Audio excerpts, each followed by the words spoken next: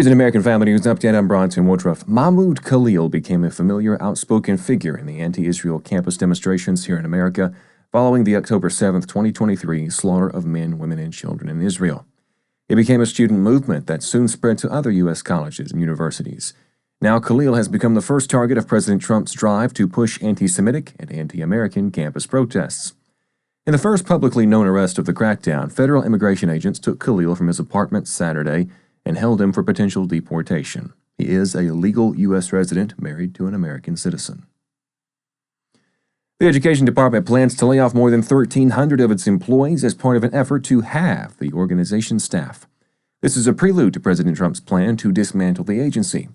Department officials announced the cuts on Tuesday. This has, of course, raised questions about the agency's ability to continue usual operations.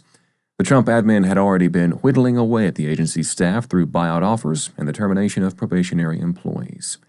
The department said after Tuesday's layoffs, its staff will sit at roughly half of its previous 4,100.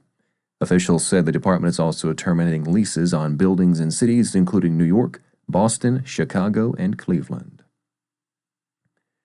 The House passed legislation on Tuesday to avert a partial government shutdown and fund federal agencies through September. Trump posted on his Truth social media platform, "Big win for Republicans and America tonight. Congratulations to all." The Republican-controlled House voted 217 to 213 to pass the bill to fund federal agencies through the end of the budget year in September.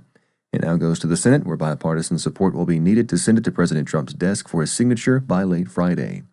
In the Senate, the bill will need support from at least 8 Democrats to get it to President Trump's desk. It's one of the biggest legislative tests so far of the Republican president's second term.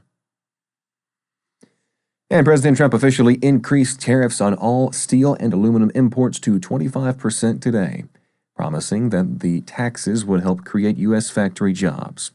Trump removed all exemptions from his 2018 tariffs on the metals, including the increasing tariffs on aluminum from 10%.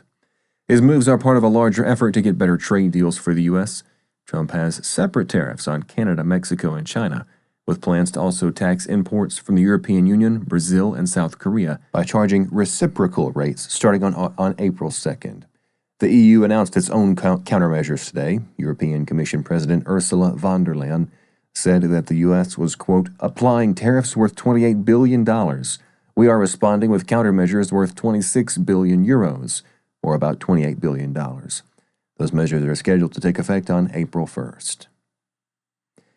That'll do it for this AFN News Update. More information on these stories you just heard, as well as more news from a Christian perspective, can be found on our website, afn.net. That is afn.net.